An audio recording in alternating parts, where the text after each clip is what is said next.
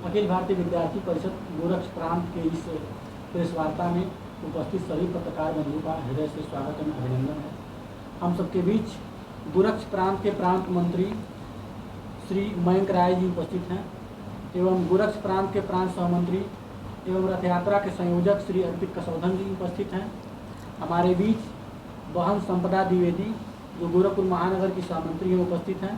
मैं चंद्रपाल सिंह यादव, प्रांत कार्यकारी सदस्य गोरक्ष।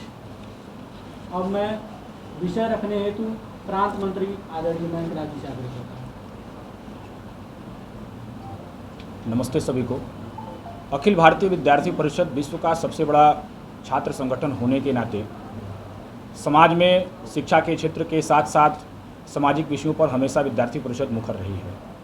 हम लोग गोरक्ष प्रांत में आगामी अपने स्थापना दिवस के अवसर पर 2 जुलाई से 9 जुलाई तक परिसर चलो अभियान के लिए रथ यात्रा निकालने के लिए आए हुए हैं। परिसर चलो अभियान, इसमें विद्यार्थी परिषद ये प्रयास कर रही है कि पिछले कुछ समय से लगातार परिसर में विद्यार्थियों की संख्या कम होती जा रही है। परिसर को जीवंतता का केंद्र बनाने के लिए विद्यार्थी परिषद अभियान परिसर चलो अभियान के माध्यम से रथ यात्रा चालू करने जा रही है, जिसमें हम सभी 2 जुलाई से लेकर के अपने गोरक्ष प्रांत के सभी 17 संगठनात्मक जिले में रथ यात्रा करके अधिक से अधिक परिसरों में जाकर के विद्यार्थियों को परिसर चलो अभियान के लिए प्रेरित करेंगे। इसके साथ साथ नगर स्थानों पर, चौराहों पर, समाज के प्रत्येक क्षेत्र में, गाँव में, नगरों में जाकर के विद्यार्थियों को परिसर चलने हेतु आग्रह करने को लेकर के परिसर चलो अभियान चलाने जा रही है। इसके साथ साथ परिसर चलो अभियान में जो भी अन्य सहभागी कैंपस में विद्यार्थियों से संबंधित हो सकते हैं, शिक्षा क्षेत्र के प्रत्येक सहभागियों को भी आग्रह स्वरूप उनसे विद्यार्थियों को परिसर में जाने के लिए मोटिवेट करने हेतु परिसर चलो अभियान के माध्यम से विद्यार्थी परिषद उनसे भी संपर्क करेगी। परिसर चलो अभियान विद्यार्थी परिषद का 2 जुलाई को हरैया जिले से शुरुआत होगा, जो हरैया से बस्ती से संत कबीर नगर, सिद्धार्थ नगर, महाराजगंज, पिपराइच, पडरौना, कुशीनगर, देवरिया, देवनगर, बलिया, रसड़ा, मऊ, आजमगढ़, लालगंज होते हुए 9 जुलाई को इसकी समाप्ति गोरखपुर महानगर में होगी। इसमें मुख्य विषय विद्यार्थियों को कैंपस में जोड़ना है। आज आप देख रहे होंगे कि विद्यार्थी कैंपस से दूर होते जा रहे हैं। परीक्षा का वातावरण इस प्रकार से भय का वातावरण बना हुआ है।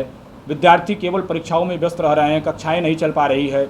इसलिए शिक्षा के क्षेत्र में अग्रणी संगठन होने के नाते विद्यार्थी परिषद की नैतिक जिम्मेदारी बन जाती है कि अधिक से अधिक विद्यार्थी कैंपस में आकर के परिसरों में अध्ययन करें।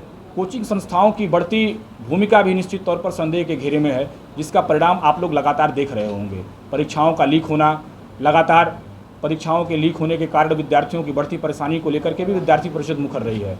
अभी नीट की परीक्षा, उसके साथ साथ यूजीसी नेट की परीक्षा के पेपर लीक के विषय को जिस प्रकार से देश ने देखा है, विद्यार्थियों ने झेला है, विद्यार्थी परिषद ने नीट की परीक्षा को लेकर के जगह जगह प्रदर्शन भी किए हैं और निश्चित तौर पर विद्यार्थियों के मध्य एनटीए द्वारा की गई लापरवाही, विद्यार्थियों के मध्य जो संशय को पैदा किया है, यह जायज़ है। और विद्यार्थी परिषद ने भारत सरकार से यह मांग की है कि एनटीए की भूमिका की जांच हो और आने वाले समय में इस प्रकार की गलतियां न हो। आने वाले समय में विद्यार्थी परिषद यह मांग करती है सरकार से कि किसी विद्यार्थी को किसी तरह की परेशानी न हो। अभी कल ही केंद्र सरकार ने एक कानून भी लाया है परीक्षा की लीक को लेकर के, लेकिन विद्यार्थी परिषद का यह मानना है कि कल जिस प्रकार से आपने परीक्षा को लेकर के कानून बनाया है, उससे कुछ घंटे पहले ही CSIR नेट का पेपर भी स्थगित कर दिया। ये विद्यार्थियों के ऊपर मानसिक दबाव है, उनके साथ मानसिक प्रताड़ना है। हम ये लगातार देख रहे हैं पिछले कुछ वर्षों में कि कभी लेखपाल का पेपर, कभी शिक्षा के क्षेत्र में टेट का पेपर, सुपर टेट का पेपर, यूपी पुलिस कांस्टेबल का पेपर, नीट का पेपर, नेट का पेपर लगातार स्थगित होते जा रहे हैं। यह आज शिक्षा के क्षेत्र में होने वाली सबसे बड़ी गंभीर समस्या है और विद्यार्थी परिषद हमेशा से इस विषय को लेकर के मुखर रही है और हमेशा से इस विषय पर विद्यार्थी परिषद ने अपना स्टैंड क्लियर किया है कि इस तरह की घटनाएं देश में नहीं होनी चाहिए। हम शिक्षा के क्षेत्र में काम करने वाले अग्रणी संगठन हैं। हम सिर्फ समस्याएं नहीं बताते हैं, अपितु समस्याओं का समाधान भी बताने वाले छात्र संगठन है। इसलिए विद्यार्थी परिषद ये मांग करती है भारत सरकार से कि इस तरह के जितनी भी समस्याएं आ रही हैं, पेपर लीक का विषय आ रहा है, एनटीए की भूमिका की जांच करते हुए आने वाले समय में ऐसी एजेंसियां परीक्षा कराएं जिससे कि कोई पेपर लीक की घटनाएं न हो और किसी विद्यार्थी के साथ कोई समस्या न हो।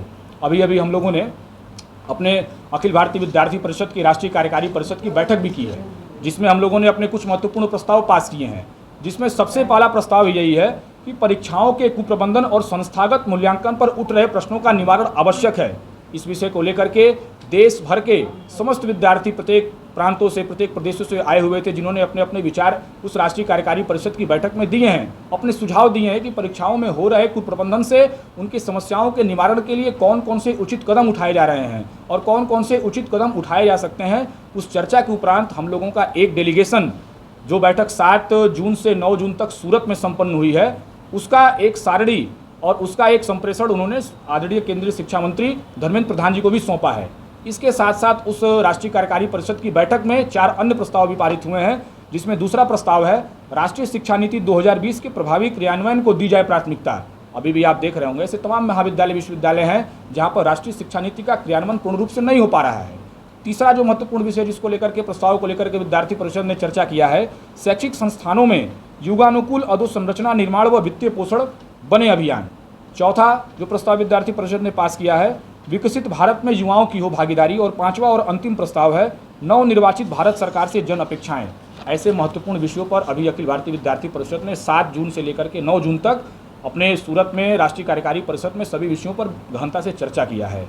इसके साथ साथ जैसा कि हमने बताया कि जो हम 2 जुलाई से 9 जुलाई तक रथ यात्रा को चलाने वाले हैं, इसका विषय जब विद्यार्थियों तक पहुँचेगा, पढ़ाई की जो व्यवस्था है, पढ़ाई की आवश्यकता है, इस विषय को जब विद्यार्थी पहुंचेंगे कि हमारी पढ़ाई जो सनातन परंपरा, जो गुरुकुल की परंपरा हमारी रही है, वो परिसरों में रही है, उसकी सार्थकता, उसकी सकारात्मकता परिसरों में देखने को मिली है। तो इसलिए विद्यार्थी अधिक से अधिक संख्या में 100% कैंपस में पहुँचे। इसको लेकर के रथ यात्रा के माध्यम से हम जन जागरण करने जा रहे हैं। इसके साथ साथ अभी अपने विद्यार्थी परिषद गोरक्ष प्रांत का 27 जून से लेकर के 30 जून तक अपने गोरक्ष प्रांत के पडरौना जिले में, जो अपना संगठनात्मक जिला है, उसके खड्डा में हम लोग अभ्यास वर्ग करने जा रहे हैं। इस अभ्यास वर्ग में हम सभी कार्यकर्ताओं का प्रशिक्षण करेंगे, उनको विद्यार्थी परिषद की कार्य पद्धति से परिचित कराएंगे। इसके साथ साथ समाज में जो भी शैक्षिक और सामाजिक चुनौतियां आती हैं, उनसे निपटने के लिए जो प्रयास हो सकते हैं, उनसे निपटने के लिए जो समाधान किए जा सकते हैं, उसको लेकर के विद्यार्थी परिषद कार्यकर्ताओं का प्रशिक्षण करेगी। अभी 9 जुलाई विद्यार्थी परिषद का स्थापना दिवस भी है। इस 9 जुलाई को विद्यार्थी परिषद का 76 वर्ष पूरे हो जाएंगे अपने स्थापना के। तो प्रत्येक वर्ष की भांति विद्यार्थी परिषद के कार्यकर्ता अपने प्रांत के सभी जिलों के सभी नगर इकाइयों में, सभी महाविद्यालयों में, सभी विश्वविद्यालयों में विद्यार्थी परिषद अपने स्थापना दिवस को जोर शोर से मनाने जा रही है। यानी कि जैसा कि हम अभी कहते जाते हैं हमेशा कि विद्यार्थी परिषद समाज के प्रत्येक क्षेत्र में काम करने वाली छात्र संगठन है। हम पर्यावरण को लेकर के भी चिंतित रहते हैं, पर्यावरण समस्याओं को समाधान के लिए भी लगातार खड़े रहते हैं। इसके लिए हमारा स्टूडेंट फॉर डेवलपमेंट SFD का प्रकल्प काम करता है। खेल के क्षेत्र में विद्यार्थियों को उनकी भागीदारी सुनिश्चित करने के लिए खेलो भारत के माध्यम से हम काम करते हैं। सेवा के क्षेत्र में लोगों की मदद के लिए, सामाजिक क्षेत्र में मदद के लिए हम स्टूडेंट फॉर सेवा के माध्यम से काम करते हैं, जिज्ञासा के माध्यम से, थिंक इंडिया के माध्यम से काम करते हैं। तो ऐसे तमाम तरह के कार्यक्रम हम स्थापना दिवस पे आयोजित करें, इसको लेकर के भी विद्यार्थी परिषद अपने प्रांत में लगातार बैठकें कर रही हैं और अधिक से अधिक कार्यक्रम हो जिससे शिक्षा के क्षेत्र के साथ साथ समाज के प्रत्येक क्षेत्र को लाभ मिले, इस तरह की योजनाओं को लेकर के विद्यार्थी परिषद काम कर रही है। अपने प्रांत में कार्य विस्तार के लिए हम पहले हमारी 122 नगर इकाइयाँ थी, जिसको हम लोगों ने 183 नगर इकाई को बढ़ा दिया है। कुल मिलाकर के हम आने वाले समय में अपने 183 नगर इकाइयों का गठन करके अपने विद्यार्थी परिषद को कार्य विस्तार को बढ़ाने के लिए भी हम विद्यार्थी परिषद के कार्यकर्ता लगातार जोर दे रहे हैं। इन्हीं सभी विषयों को लेकर के विद्यार्थी परिषद आज प्रेस कॉन्फ्रेंस के माध्यम से आप सभी के मध्य उपस्थित हुई है।